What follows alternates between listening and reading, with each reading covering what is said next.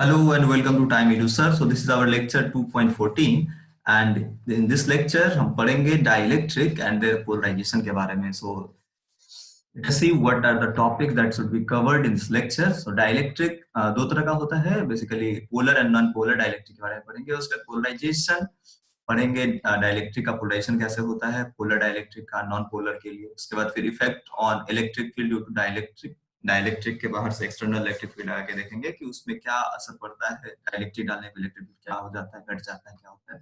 Okay, so finally dielectric constant and strength. So lots to learn. तो सबसे पहले हम देखेंगे डाइलेक्ट्रिक क्या होता है. देखो, dielectric are non conducting substance essentially and insulator. जैसे कोई भी इंसुलेटर होता है कंडक्टर के अलावे. ओके, बेसिकली डिफरेंस क्या है दोनों में, डाइलेक्ट्रिक में और बाकी के कंडक्टर्स में. तो देखो, कंडक्टर में क्या होता है कि फ्री इलेक्ट्रॉन्स होते हैं. सारे इलेक्ट्रॉन्स जो कंडक्टिंग इलेक्ट्रॉन्स होते हैं वो फ्री होते हैं and they are easily to move. अगर आप एक्सटर्नल इलेक्ट्रिक फील्ड लगाते हो तो इलेक्ट्रिक फील्ड के इन्फ्लुएंस में क्या होता है कि सारे इलेक्ट्रॉन्स जो भी उसमें फ्री चार्ज होते हैं वो क्या होता है, वो मूव करके इलेक्ट्रिक फील्ड के से इलेक्ट्रॉन्स होगा तो इलेक्ट्रिक फील्ड के अगेंस्ट एक एंड पे आके जमा हो जाएगा और पॉजिटिव चार्ज एक जगह ये हो जाएगा. Okay, so at the end ये होगा, बड़ा जल्दी होता है, ये काफी कम टाइम में ये ऐसा हो जाता है कि जितने भी इसके चार्जेस हैं सब अलाइन हो जाते हैं. नेगेटिव चार्ज एक तरफ, पॉजिटिव चार्ज एक तरफ, और उसके अंदर में कोई चार्ज ऐसा नहीं बचता जिसके कारण एक्सटर्नल कुछ एक्स्ट्रा इलेक्ट्रिक फील्ड बचे. तो नेट इलेक्ट्रिक फील्ड जो इसके अंदर में बनता है वो इवेंचुअली ऐसा होता है कि जो बाहर का इलेक्ट्रिक फील्ड होता है उतना ही अंदर में भी जनरेट हो जाता है. That's why any conductor have no electric field inside it. Okay, तो किसी भी कंडक्टर में इलेक्ट्रिक फील्ड जो होता है अंदर में वो जीरो होता है, ऐसा हमने पहले भी पढ़ा है. बट डाइलेक्ट्रिक या किसी इंसुलेटर के केस में ऐसा नहीं होता. जब आप डाइलेक्ट्रिक को इलेक्ट्रिक फील्ड के इन्फ्लुएंस में रखते हो तो क्या होता है कि एक्सटर्नल इलेक्ट्रिक फील्ड के वजह से इसके कुछ मॉलिक्यूल की, देखो सब डाइलेक्ट्रिक हो कंडक्टर सब बना तो कुछ मॉलिक्यूल से है. इसमें कुछ मॉलिक्यूल्स में जो कुछ इलेक्ट्रॉन्स होते हैं जो फ्री होते हैं, इजीली मूव कर सकते हैं. बट डाइलेक्ट्रिक या इंसुलेटर में ऐसा नहीं होता. तो यहाँ पे क्या होता है कि फ्री मूवमेंट ऑफ चार्ज तो पॉसिबल है नहीं. तो एक्सटर्नल इलेक्ट्रिक फील्ड क्या करता है, induces dipole moment bye stretching और रीओरिएंटिंग द मॉलिक्यूल्स ऑफ डाइलेक्ट्रिक. तो इसके अंदर में जो भी मॉलिक्यूल्स होते हैं वो मॉलिक्यूल्स के डाइपोल मोमेंट को रीओरिएंट कर देता है, एक तरीके से एक अलाइन कर देता है एक पर्टिकुलर डायरेक्शन में, इलेक्ट्रिक फील्ड के डायरेक्शन या उसके against. Okay, so the collective effect of all the molecular dipole moment is net charge on the surface of the dielectric, which produces field that opposes the external field. Unlike in conductor, जैसे देखो क्या होता है कि इसमें जितने भी dielectrics होंगे, जितने भी आपको डाइपोल्स होंगे हर एक मॉलिक्यूल्स के, उसके पास क्या होगा, जैसे मान लो रैंडम इधर से उधर अगर ये था तो अभी क्या होगा, जब इलेक्ट्रिक फील्ड हम लगाएंगे तो सब एक जैसे अलाइन हो जाएगा और सब मॉलिक्यूल्स का, सारे मॉलिक्यूल्स का अपना जो छोटा छोटा डाइपोल मोमेंट होगा वो सब कैरी ऑन करके एक नेट डाइपोल मोमेंट क्रिएट कर देगा. और नेट डाइपोल मोमेंट क्रिएट करने से क्या होगा कि इसके अंदर में कुछ external extra electric field generate होगा जो कि इसके अलावा होगा और इसके अगेंस्ट होगा. So this will be the induced electric field due to the external field inside the dielectric. और ये क्या करेगा, ये इसी को अपोज करने का काम करेगा. तो ये डाइलेक्ट्रिक के अंदर जो इलेक्ट्रिक फील्ड प्रोड्यूस हो रहा है वो ऐसा नहीं हो रहा है कंडक्टर के केस में जैसे इसको पूरा का पूरा कैंसिल कर देगा. कैंसिल नहीं करेगा, ये इसको थोड़ा रिड्यूस कर सकता है. It only reduces. Okay, conductor के जैसा नहीं कि पूरा का पूरा वो उसको डिलीट कर दे, बिल्कुल नहीं. तो ये थोड़ा सा रिड्यूस करेगा. Okay, so the extent of effect जो हम देख रहे हैं कि डाइलेक्ट्रिक के कारण जो इलेक्ट्रिक फील्ड पे इफेक्ट हो रहा है वो डिपेंड करता है कि जो डाइलेक्ट्रिक है उसका नेचर क्या है. अब जैसे डाइलेक्ट्रिक किसी न किसी मॉलिक्यूल से बना है तो मॉलिक्यूल्स का नेचर कैसा है. तो किसी भी सब्सटेंस का जो मॉलिक्यूल्स होता है बेसिकली दो तरह का होता है, पोलर और नॉन पोलर. सो पोलर मॉलिक्यूल्स क्या होता है और नॉन पोलर मॉलिक्यूल्स क्या होता है वो हम समझते हैं. सबसे पहले नॉन पोलर मॉलिक्यूल को देखते हैं. नॉन पोलर मॉलिक्यूल का centre of positive and negative charge, मतलब जो भी नॉन पोलर मॉलिक्यूल्स होते हैं, जैसे H2 molecule is a non-polar molecule, carbon dioxide CO2 is also a non-polar molecule. इसमें क्या होता है कि पॉजिटिव चार्ज का जो स्फीयर है और नेगेटिव चार्ज का जो स्फीयर है इन दोनों के सेंटर को इंसाइड्स कर जाते हैं ऑलमोस्ट, और no permanent dipole moment gets created. और इसके अंदर का जो अपना इंट्रिंसिक डाइपोल मोमेंट होता है वो नहीं होता, इसके अंदर डाइपोल मोमेंट जीरो होता है नॉन पोलर में. नॉन पोलर वर्ड से ही क्लियर है कि पोलर का मतलब होता है कि पोल बनना, दो चार्ज पॉजिटिव और नेगेटिव के बीच में कुछ ना कुछ डिस्टेंस होना, तो that's why they are coincided, इसीलिए ये नॉन पोलर है। ओके, सो पोलर मॉलिक्यूल्स क्या होता है? पोलर मॉलिक्यूल्स ऐसे मॉलिक्यूल्स को हम कहते हैं जिसका सेंटर ऑफ पॉजिटिव चार्ज और नेगेटिव चार्ज कुछ डिस्टेंस से सेपरेटेड होते हैं। जब एक्सटर्नल इलेक्ट्रिक फील्ड नहीं होता है तो भी, अब एक्सटर्नल इलेक्ट्रिक फील्ड होगा तो ये नॉन पोलर भी, इसमें भी डाइपोल मोमेंट कुछ क्रिएट होगा, बट पोलर मॉलिक्यूल ऐसे होते हैं कि जिसमें आपको एक्सटर्नल इलेक्ट्रिक फील्ड के एब्सेंस में भी उसमें कुछ ना कुछ इलेक्ट्रिक डाइपोल मोमेंट होता है। Okay, so such molecules have permanent dipole moment, लेकिन इसमें कोई नेट डाइपोल मोमेंट नहीं होता, इसका net dipole moment still zero होता है, क्योंकि अगर हम किसी ओवरऑल एक कंडक्ट, किसी डाइलेक्ट्रिक है, किसी ऐसा कंडक्ट सब्सटेंस का बात करें जिसमें बहुत सारा नॉन पोलर मॉलिक्यूल्स है, तो सारे पोलर मॉलिक्यूल्स का क्या होगा कि डायलेक्ट ये जो डाइपोल मोमेंट होता है वो रैंडमली ओरिएंटेड होगा, और नेट ओरिएंटेशन उसका निकालेंगे तो ओवरऑल डाइपोल मोमेंट जीरो होता है। बट इंडिविजुअली हर एक मॉलिक्यूल्स के पास अपना कुछ ना कुछ डाइपोल मोमेंट होता है। जैसे एग्जांपल के लिए HCl और H2 आप देख सकते हैं, हाइड्रोजन और क्लोरीन के जो मतलब है इसमें पॉजिटिव और नेगेटिव चार्जेस है, इसमें H प्लस Cl माइनस अब लिखते हो कोवैलेंट, जब आप इलेक्ट्रोवैलेंट बॉन्ड बनाते हैं, सुना पढ़ा होगा आपने, तो इसके बीच में क्या होता है, दोनों सेंटर के बीच में कुछ ना कुछ डिस्टेंस रहता है, that's why they create a dipole moment. Similarly H2O में भी डाइपोल मोमेंट होता है इस तरीके से, और इसका नेट डाइपोल मोमेंट होता है वो नीचे की ओर होता है। Okay, so polarisation of polar and non polar dielectric, let us see. सबसे पहले हम देख रहे हैं कि एक हमारे पास एक नॉन पोलर डाइलेक्ट्रिक है, या एक नॉन पोलर सब्सटेंस है जिसमें एक्सटर्नल इलेक्ट्रिक फील्ड अभी जीरो है, और एक्सटर्नल इलेक्ट्रिक फील्ड अगर जीरो है तो नॉन पोलर मॉलिक्यूल्स अभी क्या होगा कि इसमें डिस्प्लेस नहीं होगा, जो जैसा वैसा ही रहेगा, net dipole moment will be zero. Okay, but जैसे ही हम इसमें इलेक्ट्रिक फील्ड को नॉन जीरो करेंगे, कुछ ना कुछ इलेक्ट्रिक फील्ड यहाँ पे लगाएंगे, तो क्या होगा कि सारे मॉलिक्यूल्स के पॉजिटिव चार्ज के ऊपर फोर्स लगेगा, और ये थोड़ा सा अलाइन हो जाएगा, और ये तब तक मूव करेगा, तब तक एक दूसरे से इसके ऊपर फोर्स लगेगा जब तक कि इसका जो अपना रीस्टोरिंग फोर्स है वो उसको बराबर न कर दे, और तब तक क्या होगा कि कुछ ना कुछ स्ट्रेच हो जाएगा, और इसके पॉजिटिव और नेगेटिव चार्ज के बीच में कुछ डिस्टेंस क्रिएट हो जाएगा, और ये एक डाइपोल मोमेंट इंड्यूस कर लेगा। सारा मॉलिक्यूल्स क्या होगा, एक छोटा सा डाइपोल मोमेंट इंड्यूस कर लेगा। Okay, so the displacement stops when the external force on the constituent charge of the molecules is balanced by the restoring force due to the intrinsic field of the molecule. So ये molecules के अपना किसी भी molecule का अपना property होता है। देखो, अगर ऐसा ना हो कि अगर इसमें एक्सटर्नल फील्ड लगता ही जाए और पॉजिटिव चार्ज नेगेटिव चार्ज पूरा का पूरा अलग ही हो जाएगा, तो कहेंगे कि डाइलेक्ट्रिक का ब्रेकडाउन हो गया। ओके, सो तब ये हमारा डाइलेक्ट्रिक जो है वो ब्रेक डाउन कर जाएगा। तो ये हम आगे पढ़ेंगे डाइलेक्ट्रिक स्ट्रेंथ में और डिटेल में। So let us see the non polar molecules thus develop and induce dipole moment. तो क्या होगा कि एक्सटर्नल इलेक्ट्रिक फील्ड के लगाने से इसके पास कुछ इंड्यूस डाइपोल मोमेंट आ जाएगा, और dielectric is said to be polarised by external field. इसी प्रोसेस को हम क्या कहेंगे, पोलराइजेशन ऑफ डाइलेक्ट्रिक, और we will say that dielectric is polarized in the external field or by the external field.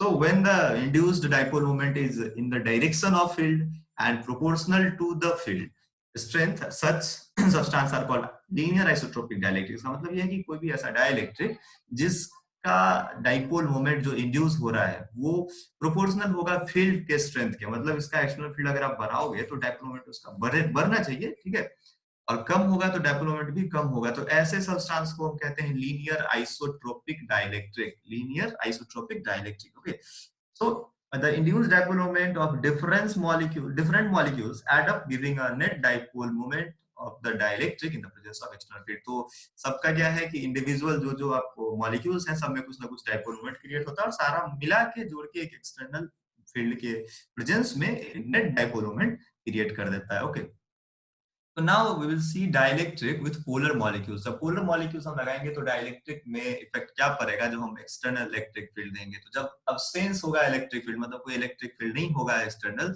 तो इस केस में क्या है, अभी भी सारे मॉलिक्यूल्स के पास कुछ ना कुछ डाइपोल मोमेंट है, but they are randomly oriented. जैसा कि आप देख सकते हैं, दे आर रेंडमली ओरिएंटेड। तो इसमें क्या होगा कि कुछ नेट डाइपोल मोमेंट इसका नहीं होगा, नेट डाइपोल मोमेंट या total dipole moment is zero. ये पोलर मॉलिक्यूल के लिए होता है। जब एक्सटर्नल इलेक्ट्रिक फील्ड हम लगाते हैं तो क्या होगा कि जितने भी डाइपोल्स हैं इसमें, ये सब डाइपोल्स क्या हो जाएंगे, अलाइन हो जाएंगे, एक डायरेक्शन में सब आ जाएंगे लगभग, और इसके पास कुछ नेट डाइपोल मोमेंट अब क्रिएट हो जाएगा। जब हम सारे छोटे छोटे मॉलिक्यूल्स के डाइपोल मोमेंट को जोड़ेंगे तो हमारे पास एक नेट डाइपोल मोमेंट क्रिएट होगा in the direction of the external electric field. Okay, so here we also say that dielectric is polarised, यहाँ भी हम कह सकते हैं कि डाइलेक्ट्रिक जो है वो पोलराइज्ड हो गया। Okay, so the external polarisation depends, ये जो हमने देखा कि एक्सटेंट पोलराइजेशन जो हो रहा है इसका कितना ज्यादा पोलराइज होगा, कितना कम पोलराइज होगा, that is the extent of polarisation. ये डिपेंड करता है कि रिलेटिव स्ट्रेंथ दो म्यूचुअली अपोजिट फैक्टर के ऊपर उसका क्या स्ट्रेंथ है। पहला क्या है, dipole potential energy in the external field tending to align the dipole. जैसे यहाँ देखिए, आप देखेंगे कि इसमें जो भी हमारे पास डाइपोल्स हैं, ये जो डाइपोल्स आपको दिख रहा है मॉलिक्यूल्स का, ये सब जब हम एक्सटर्नल इलेक्ट्रिक फील्ड में लाते हैं तो इसके पास क्या होगा, आपको इसके पास कुछ एक पोटेंशियल एनर्जी मिलेगा। तो इसको कितना पोटेंशियल एनर्जी मिलेगा, उस बात पे ये डिपेंड करेगा कि कितना ज्यादा ये अलाइन हो रहा है। आपने पढ़ा होगा डाइपोल इन एक्सटर्नल इलेक्ट्रिक फील्ड, तो उसमें आपने देखा होगा कैसे उसमें टॉर्क लगता है और कैसे वो एक डायरेक्शन में अलाइन होता है, या डाइपोल के ऊपर टॉर्क कैसे लगता है, कैसे वो घूमता है। तो ये इस बात पे डिपेंड करेगा कि कितना पोटेंशियल एनर्जी और उसके पास है। और दूसरा इस बात पे डिपेंड करेगा कि thermal energy tending to disturb the alignment. अभी अब देखो, वो अलाइन तो करना चाहेगा लेकिन सब अलाइन नहीं हो पाएगा। इसलिए नहीं हो पाएगा क्योंकि उसका जो कुछ और भी चार्ज या मॉलिक्यूल्स होंगे उसके अंदर में, जिसमें थर्मल एनर्जी यानी कि कोलिजन या इंटरनल कोलिजन या ऐसा होने की वजह से क्या होगा कि एक थर्मल एनर्जी जनरेट होगा जो उस अलाइनमेंट को डिसरप्ट करेगा। जैसा कि आप यहाँ देख रहे हैं कि इसमें सारा सारा मॉलिक्यूल्स जो है वो सारा डाइपोल्स एक जैसा अलाइन नहीं हो पा रहा है, क्योंकि due to the thermal agitation और thermal energy that tends to disrupt the alignment. Okay, so dielectric develops a net dipole moment in the presence of external field, as we have understood that. So the dipole moment per unit volume, ये एक नया term है। Polarisation हमने पढ़ा, इस process को polarisation कहते हैं। और polarisation as a quantity, polarisation अगर क्वांटिटी के तौर पे हम रिप्रेजेंट करें तो quantitatively polarisation is the net dipole moment per unit volume, the volume of the जो भी आप डाइलेक्ट्रिक देखते हो उसमें कितना उसका कितना वॉल्यूम है उसके ऊपर डिपेंड करेगा। पोलराइजेशन क्या होता है, polarisation is dipole moment per unit volume. Okay, तो यहाँ पे आप dipole moment per unit volume कहेंगे तो ये लीनियर आइसोट्रोपिक डाइलेक्ट्रिक के लिए हम देखते हैं कि पोलराइजेशन जो होता है जिसे हम पी से रिप्रेजेंट करते हैं, ये इलेक्ट्रिक फील्ड के ऊपर प्रोपोर्शनल होता है। You know that P is proportional to electric field for linear isotropic dielectric. अगर आप इलेक्ट्रिक फील्ड बढ़ाते हो तो इसका डाइपोल मोमेंट जो है वो भी बढ़ेगा। इट मींस कि पोलराइजेशन उसका बढ़ेगा। So this P is polarisation, don't be confuse. यहाँ पे पोलराइजेशन और डाइपोल मोमेंट दोनों पी से ही रिप्रेजेंट करते हैं, but here it is polarisation. Okay, ये जो सिंबल है ये कांस्टेंट ऑफ प्रोपोर्शनैलिटी है, and this constant is called electric susceptibility. This is called electric susceptibility. इसका मतलब क्या होता है, ये एक कैरेक्टरिस्टिक है किसी भी डाइलेक्ट्रिक या जो भी आप उसके अंदर मीडियम डाल रहे हो सब्सटेंस का, उसका अपना वो एक कैरेक्टरिस्टिक है कि जिसके कारण ये डिपेंड करता है कि कितना उसमें डाइपोल मोमेंट क्रिएट होगा या कितना ज्यादा वो पोलराइज करेगा। Okay, So now effect on electric field due to the dielectric, हम देखेंगे कि अब डाइलेक्ट्रिक के कारण इलेक्ट्रिक फील्ड पे क्या इफेक्ट पड़ता है। So let us see, we have a slab, dielectric slab लिया हमने, और एक्सटर्नल इलेक्ट्रिक फील्ड ऑब्वियसली हमारे पास है पहले से। तो इसमें क्या होगा कि जितने भी मॉलिक्यूल्स होंगे सारे के सारे मॉलिक्यूल्स क्या होंगे, अलाइन हो जाएंगे, नेट डाइपोल मोमेंट क्रिएट होगा सब में। और अगर यूनिफॉर्म पोलराइजेशन हम देख रहे हैं यहाँ पे, अगर मान लो फील्ड जो भी इलेक्ट्रिक फील्ड है वो उसमें एक पोलराइजेशन पी डेवलप करता है इस डाइलेक्ट्रिक के लिए। सो यूनिफॉर्म कहने का मतलब ये है कि हर एक छोटा सा वॉल्यूम के लिए, हर एक छोटा सा वॉल्यूम अगर आप रिप्रेजेंट करो तो वहां पे उस स्लैब में P into delta V polarisation time volume dipole moment मिलेगा। क्यों, आप पोलराइजेशन को क्या लिखते हो, पोलराइजेशन को लिखते हो dipole moment by volume. So dipole moment अगर इतने वॉल्यूम में निकालना है तो that will be Pi is equal to, dipole moment is equal to P into delta V, polarisation into delta V, polarisation into volume. Okay, so anywhere inside the dielectric the volume delta V has no net charge। Actually आप देखो इसके अंदर में कहीं भी अगर मान लो ये छोटा सा वॉल्यूम अगर ऐसा रिप्रेजेंट कर ले, छोटा सा वॉल्यूम रिप्रेजेंट कर ले या ऐसा करके वॉल्यूम रिप्रेजेंट कर ले, तो ये सब वॉल्यूम में आप देखोगे कि छोटा डेल्टा V जो होगा यूनिफॉर्मली अगर इसके पूरे अंदर है, पूरे वॉल्यूम में, इस पूरे बॉडी के अंदर नेट चार्ज यहाँ पे क्या होगा, नेट चार्ज यहाँ 0 हो जाएगा। Okay, so they will have no net charge. It has net dipole, इसके बाद नेट डाइपोल मोमेंट होगा। देखो नेट डाइपोल मोमेंट होगा बट यहाँ पे नेट चार्ज जो होगा वो 0 हो जाएगा। So this is because the positive charge of the charge of one dipole sits close to the negative charge of the adjacent dipole. अब देखो क्या होगा, अब जैसे सपोज हमारे पास ये ऐसा हमने इलेक्ट्रिक फील्ड यहाँ पे दिया, तो सारे इलेक्ट्रिक फील्ड की वजह से क्या होगा, इसके सरफेस पे पॉजिटिव चार्ज के ऊपर तो इलेक्ट्रिक फील्ड डायरेक्शन में फोर्स लगेगा, तो सारा पॉजिटिव चार्ज क्या होगा, कुछ सरफेस पे जाके ये सेपरेट हो जाएगा और सरफेस पे जाके ये डिपॉजिट हो जाएगा एक तरीके से, ठीक है। और यहाँ पे एक सरफेस चार्ज डेंसिटी क्रिएट करेगा, दैट इज सिग्मा पी।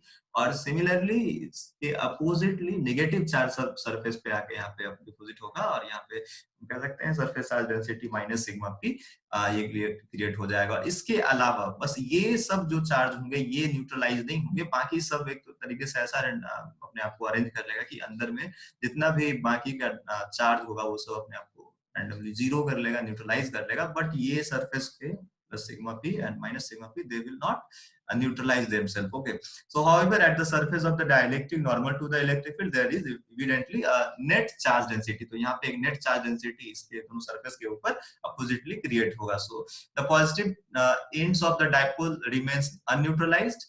देख रहे हैं इसका जो oppositely end है, दोनों का end surface जो है इसके ऊपर left और right दोनों साइड क्या होगा कि अनन्यूट्रलाइज रह जाएगा, ये सब चार्ज न्यूट्रलाइज नहीं होंगे. So the unbalanced charge are the induced charge due to the external field. So we can say that they are the induced charge due to the external field. So thus polarized dielectric is equivalent to the two charge surface, and दोनों charge surface के ऊपर एक के ऊपर minus sigma P, एक के ऊपर plus sigma P. अगर इसमें हम कहें प्लस सिग्मा पी और इस पे minus sigma P, this is the charge density that will be induced on the each surface. Okay, so the field produced by the, अब क्या होगा, इसके अंदर में जितने भी चार्ज है इसके कारण फील्ड प्रोड्यूस नहीं होगा. फील्ड अब नेट चार्ज जैसे यहाँ डेवलप हुआ, एक पॉजिटिव यहाँ पे नेगेटिव, तो यहाँ पे एक अपोजिट डायरेक्शन में जो हमारा इलेक्ट्रिक फील्ड और बाहर का इलेक्ट्रिक फील्ड बाहर मान लेते हैं, suppose this is E not, suppose external electric field हमारे पास ई नॉट है और इसके अपोजिट डायरेक्शन में एक ई आई क्रिएट हुआ है, suppose we can say that E induced. तो नेट इलेक्ट्रिक फील्ड जो हमारा मिलेगा यहाँ पे, the net electric field will get that is external electric field minus induced electric field. So this is the electric field that we will get inside the dielectric. तो जब किसी कोई external electric field होगा और वहां पे जो आप एक डाइलेक्ट्रिक लगाते हो, तो डाइलेक्ट्रिक के कारण क्या होता है, उस रीजन में, जिस रीजन में डाइलेक्ट्रिक है उस रीजन में इलेक्ट्रिक फील्ड हमारा रिड्यूस कर जाता है. इलेक्ट्रिक फील्ड इंड्यूस टाइम से जितना इलेक्ट्रिक फील्ड इंड्यूस है उतना वो कम हो जाएगा. Okay, So now we will see some important points again. The dielectric constant क्या होता है और उसके बाद dielectric strength क्या होता है. Okay, so the ratio of the strength of applied electric field to the strength of reduced value of the electric field.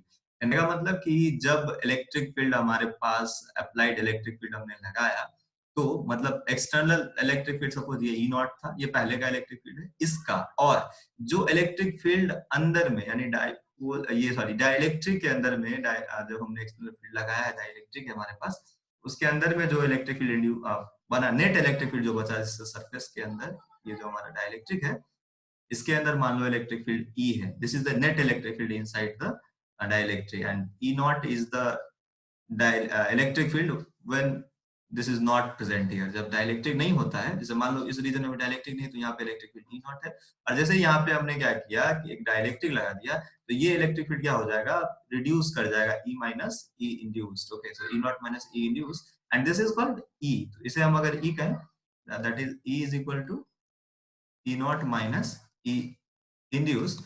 सो इसका और इसका रेशियो मतलब ई नॉट और ई का ratio. So electric field when dielectric is absent by electric field when dielectric is present, दोनों का ratio जो होगा that is called dielectric constant. इसी को कहते हैं डाइलेक्ट्रिक कांस्टेंट. इसे ही रिलेटिव परमिटिविटी भी कहा जाता है, और this is also called specific inductive capacity. This is also called specific inductive capacity. एक इंपॉर्टेंट बात कि जो डाइलेक्ट्रिक कांस्टेंट होगा के अब देखो इलेक्ट्रिक फील्ड ये जो एक्सटर्नल है, हमेशा जो अंदर में इलेक्ट्रिक फील्ड इससे हमेशा ज्यादा होगा ये, क्योंकि अगर या तो बराबर हो सकता है, बराबर दोनों कब होगा, ई नॉट इज इक्वल टू ई कब होगा, जब ये केस हमारा कंडक्टर होगा. जब डाइलेक्ट्रिक की जगह पे आप कंडक्टर डालोगे तो इसके अंदर में इलेक्ट्रिक फील्ड उतना ही हो जाता है जितना एक्सटर्नल होता है, तो so net electric field inside is zero. तो ये अलग केस है. लेकिन इसके अलावा जो भी आप डाइलेक्ट्रिक डालेंगे, तो अंदर में जो इलेक्ट्रिक फील्ड होगा, इसके अंदर में जो इलेक्ट्रिक फील्ड होगा, वो इलेक्ट्रिक फील्ड हमेशा एक्सटर्नल इलेक्ट्रिक फील्ड से कम होगा. इसका मतलब है कि के का वैल्यू हमेशा एक से बड़ा होगा. के का वैल्यू एक से हमेशा बड़ा होगा, कि ये न्यूमरेटर है, ये हमेशा डिनोमिनेटर से ग्रेटर रहेगा. तो ये वैल्यू कांस्टेंट का जो मिलेगा आपको, that is always greater than 1. So now see dielectric strength क्या होता है? This is the maximum electric field that can dielectric withstand without breakdown. Can withstand without breakdown. ठीक है, मतलब कोई भी डाइलेक्ट्रिक, जैसे मान लो एयर है, हवा है, हवा में आप क्या करते हो, एक इलेक्ट्रिक फील्ड लगाते हो, ओके, तो ये एक्सटर्नल इलेक्ट्रिक फील्ड आप बढ़ाते जाते हो, मान लो यहाँ तक जो आप इलेक्ट्रिक फील्ड क्रिएट कर देते हो 3 × 10⁶ वोल्ट पर मीटर, इससे थोड़ा कम तक ये आपको टॉलरेट कर रहा है। अभी इसमें क्या है, ये डाइलेक्ट्रिक की तरफ काम कर रहा है, लेकिन क्या होगा इससे ज्यादा या यहाँ तक जो आप इलेक्ट्रिक फील्ड ले आओगे तो इसके अंदर का जो मॉलिक्यूल, जैसे मैंने बताया ना कि मॉलिक्यूल्स जैसे अलाइन होता है सब, तो इस पे इतना एक्सटर्नल फोर्स अब लगना शुरू हो जाएगा कि इसका जो रीस्टोरिंग फोर्स है मॉलिक्यूल्स के अंदर का, वो उसको बचा नहीं पाएगा। और जितने ही मॉलिक्यूल हैं, जैसे मान लो HCl, सपोज एग्जांपल के लेता हूं मैं, तो ये क्या हो जाएगा, आयंस टूट जाएगा, अलग हो जाएगा, हाइड्रोजन अलग हो जाएगा, क्लोरीन अलग हो जाएगा, और ये कहेंगे ये आयनाइज हो गया, ओके। और this is also called dielectric breakdown. तो डाइलेक्ट्रिक ब्रेकडाउन कहां तक नहीं होगा, उसी स्ट्रेंथ को हम कहते हैं डाइलेक्ट्रिक स्ट्रेंथ। तो एयर के लिए होता है 3 × 10⁶ वोल्ट पर metre. Okay, so this is overall dielectric strength and dielectric constant. I hope आपको समझ में आया हो। So this is all about this lecture, and in the next lecture we will see the effect of dielectric on capacitor. The capacitor के बीच में हम dielectrics लगाएंगे तो कैपेसिटेंस पे क्या फर्क पड़ेगा, और भी बाकी जो फैक्टर्स हैं उन सब के ऊपर क्या क्या फर्क पड़ता है डाइलेक्ट्रिक के कारण। So till then, thanks for watching. God bless you all.